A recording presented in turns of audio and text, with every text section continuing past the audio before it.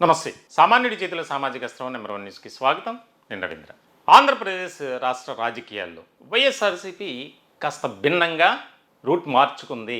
ఆ పార్టీ అధినేత జగన్మోహన్ రెడ్డి సరికొత్త వ్యూహంతో, సరికొత్త ఒక ప్రణాళికతో అడుగులు ముందుకు వేస్తున్నారు అనేది అర్థమవుతుంది. జరుగుతున్నటువంటి పరిణామాల నేపథ్యంలో మనం చూస్తున్నాం. ఇట్లాంటి క్రమంలో రాజకీయ వర్గాల్లో ప్రధానంగా రాజకీయ విశ్లేషకులు కూడా వైఎస్ఆర్సీపీ ఆ పార్టీ పందా మార్చుకుంది, ఇది భవిష్యత్ కాలంలో రాబోయే రోజుల్లో ఆ పార్టీకి మరింత బలాన్ని చేకూరేలా చేస్తుంది అనేది ఇప్పుడు ప్రధానమైనటువంటి అంశంగా రాజకీయ వర్గాల్లో చర్చ జరుగుతుంది. 2024 ఎన్నికల్లో వైనాట్ 175 అనే ఒక నినాదంతో విధానంతో వెళ్ళారు. అయితే కేవలం 11 సీట్లకు మాత్రమే పరిమితం కావాల్సి వచ్చింది. దానికి రకరకాల కారణాలు. 2019 నుంచి 2024 వరకు ఏకపక్షమైనటువంటి నిర్ణయాలు తీసుకోవడం, కేవలం సంక్షేమం మీదే ఫోకస్ పెట్టడం వల్ల కొన్ని ఇబ్బందికరమైనటువంటి పరిస్థితులు వచ్చాయి జగన్మోహన్ రెడ్డికి. ఇలాంటి క్రమంలో ఇప్పుడు ఖచ్చితంగా అటువంటి తప్పులు మళ్ళీ చేయకూడదు. ఉన్నటువంటి కేడర్లో ఒక రకమైనటువంటి ఉత్తేజాన్ని, ఉత్సాహాన్ని నింపుతూ సరికొత్తగా ముందుకు వెళ్ళాలి. ఇక్కడ చాలా బిగ్ టాస్క్ కింద ఉంది. ఎందుకనంటే ఒక పక్కన ముఖ్యమైనటువంటి నేతలు ఆయా వివాదాల్లో, కేసుల్లో ఇరుక్కొని జైలుకి వెళ్తున్నారు. విచారణ పేరుతో పోలీస్ స్టేషన్ల చుట్టూ, కోర్టుల చుట్టూ తిరుగుతూనే ఉన్నారు. ఇట్లాంటి క్రమంలో చాలా జాగ్రత్తగా పార్టీని ప్రొటెక్ట్ చేసుకోవాలి. ఏమాత్రం కేడర్ జారిందా ఇంకా పార్టీ పరిస్థితి చెప్పలేం. పతాక స్థాయి నుంచి ఇప్పటికే పతన స్థాయికి పడిపోయినటువంటి వైఎస్ఆర్సీపీ ఆ పార్టీ గ్రాఫ్ కొద్దిగా లేస్తుంది. ఇట్లాంటి సందర్భంలో ఆ పార్టీకి రాజకీయ వ్యూహకర్తగా కూడా కపిల్ సాహు అతను ఆల్రెడీ గ్రౌండ్ వర్క్ మొదలుపెట్టారు.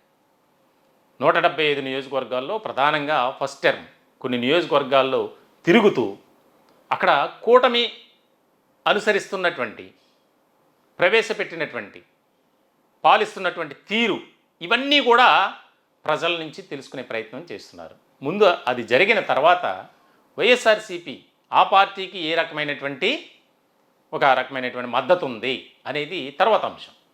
ఇట్లాంటి క్రమంలో విద్యార్థుల తరపున ఎదురవుతున్నటువంటి సమస్యలపై ఫోకస్ పెట్టాలని, నిరుద్యోగ యువతకు ఈ కూటమి ఏం చేసింది, ఫీజు రియంబర్స్మెంట్ కానీ, నిరుద్యోగ భృతి కానీ, జాబ్ క్యాలెండర్ కానీ ఇవేమీ కూడా పట్టించుకోవట్లేదు.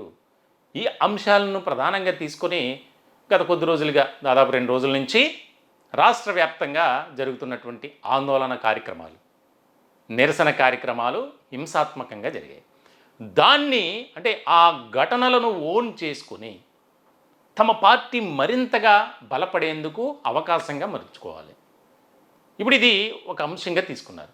దీనిలో భాగంగానే ఆగస్టు 10వ తేదీన విజయవాడలో పెద్ద ఎత్తున ఒక నిరసన ర్యాలీ అనేది నిరుద్యోగ, అలాగే ఎవరైతే డిఎస్సిలో మాకు అన్యాయం జరిగింది అని చెప్తున్నారో, ఆరోపిస్తున్నారో వారందరితో కలిసి వైఎస్ఆర్సీపీ పార్టీ నేతలు, కార్యకర్తలు అందరూ కూడా పెద్ద ఎత్తున ర్యాలీ చేయబోతున్నారు.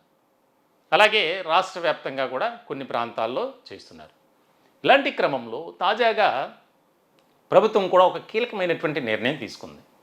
ఎవరైతే డిఎస్సి యాస్పిరెంట్స్ ఉంటారో, మెగా డిఎస్సిలో సెలెక్ట్ అయినటువంటి దాదాపు 16,000 మంది, ఆ 16,000 మంది ఎక్కడెక్కడ వారి ప్రాంతాల్లో, వారు పనిచేస్తున్నటువంటి ప్రాంతాల్లో, జిల్లా హెడ్ క్వార్టర్స్లో వారు ఆందోళన చేస్తున్నారు.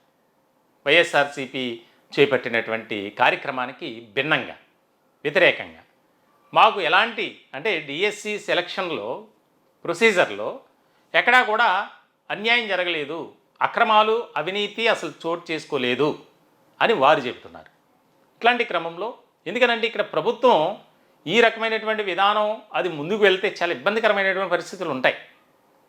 మనం ఢిల్లీలో చూసాం, కాక్రోచ్ జనతా పార్టీ అది సోషల్ మీడియా వేదికగా ఒక రకమైనటువంటి ఆ నిరుద్యోగుల్లోనూ, యువతలోనూ ఒక అవగాహన, చైతన్యం తీసుకురావాలని రాత్రికి రాత్రే నెలకొల్పడం, దానికి సంబంధించి తెల్లవారేసరికి ఏ రకమైనటువంటి పరిణామాలు ఉన్నాయి. ఎంతమంది ఫాలోవర్స్. ఇలాంటి సందర్భంలో ఢిల్లీ కేంద్రంగా వారు చేసినటువంటి నిరసన కార్యక్రమం నీట్ అంశానికి సంబంధించి అది ఉవ్వెత్తున లేచినటువంటి ఉద్యమం. చాలా స్వచ్ఛందంగా ఎంతోమంది యువత వచ్చారు. ఏం చేసుకుంటారో చేసుకోండి, మేము మా ప్రాణాలని అర్పించడానికైనా సిద్ధంగా ఉన్నాం అంటే లాస్ట్కి ప్రభుత్వం దిగొచ్చింది. ఎన్డీఏ ప్రభుత్వం కేంద్ర విద్యాశాఖ మంత్రి అతను రాజీనామా చేయాల్సినటువంటి పరిస్థితి వచ్చింది. అంటే యువత తలుచుకుంటే, విద్యార్థి లోకం తలుచుకుంటే ఎట్లాంటి ప్రభుత్వాన్నైనా కదిపొచ్చు, కుదపొచ్చు. ఇట్లాంటి సందర్భంలో ఆ రకమైనటువంటి విధానం కూడా ఆంధ్రప్రదేశ్లో ఉండబోతుంది అని ఒక్కసారిగా వార్తలు గుప్పమన్నాయి. దానికి సంబంధించి కాక్రోచ్ జనతా పార్టీ కూడా ఏపీపై కన్నేసింది. దీనికి సంబంధించి మెగా డిఎస్సిలో అక్రమాలు చోటు చేసుకున్నాయి, అవినీతి జరిగింది, దీనికి సంబంధించి సిబిఐ ఎంక్వైరీ జరగాలి, విద్యాశాఖ మంత్రి నారా లోకేష్ రాజీనామా చేయాలి అనే డిమాండ్ ఇప్పుడు కూడా కొనసాగుతూనే ఉంది. ఇట్లాంటి క్రమంలో దాన్నే ప్రధానమైనటువంటి అస్త్రంగా వైఎస్ఆర్సీపీ తీసుకుంది.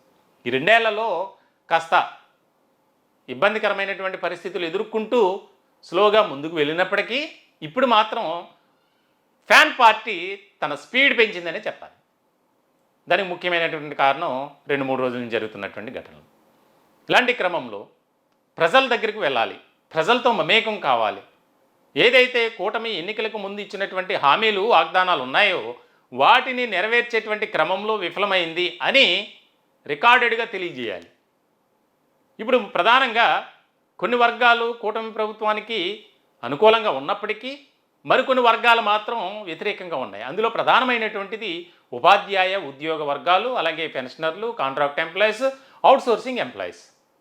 ఇట్లాంటి పరిస్థితుల్లో ఏ రకమైనటువంటి సిచ్యువేషన్ ఏర్పడుతుంది అనేది ఒక ముఖ్యమైనటువంటి అంశంగా వారిని దగ్గరికి చేర్చుకొని ఆ అంశాలపై మనం గెయిన్ చేసుకోవాలి, దాన్ని పార్టీకి మైలేజ్ వచ్చేటువంటి అంశంగా మలుచుకోవాలి అని జగన్మోహన్ రెడ్డి ఆలోచన చేస్తున్నారు అనేది ఇక్కడ ప్రధానమైనటువంటి అంశం. మొత్తానికైతే వైఎస్ఆర్సీపీ తన రూట్ మార్చిందని చెప్పాలి. కొన్ని జిల్లాల్లో అయితే ఏదైతే కమిటీలు ఉన్నాయో ఆ యొక్క నియోజకవర్గ స్థాయిలో వారందరి మార్పులు చేర్పులు జరుగుతున్నాయి. ఈ ప్రక్రియ అనేది వేగవంతం అవుతుంది. 2027 జూన్ జూలైలో జగన్మోహన్ రెడ్డి పాదయాత్ర ప్రారంభించబోతున్నారు. దీనికి సంబంధించి ఇప్పటి నుంచే నియోజకవర్గ స్థాయిలో ఒక రకమైనటువంటి ఉద్యమాలు, పోరాటాలు చేయాలి, ఏదైతే కూటమి ప్రభుత్వాన్ని కాస్త గందరగోళానికి గురి చేయాలి అన్నట్లుగానే వైఎస్ఆర్సీపీ ముందుకు వెళ్తుంది. దానికి తోడు ప్రశాంత్ కిషోర్ టీంలో ప్రధానంగా వ్యవహరించినటువంటి రాజకీయ వ్యూహకర్త కపిల్ సాహు 2019లో వైఎస్ఆర్సీపీ అధికారంలోకి రావడానికి ప్రధానమైనటువంటి భూమిక పోషించినటువంటి వ్యక్తి కపిల్ సాహు.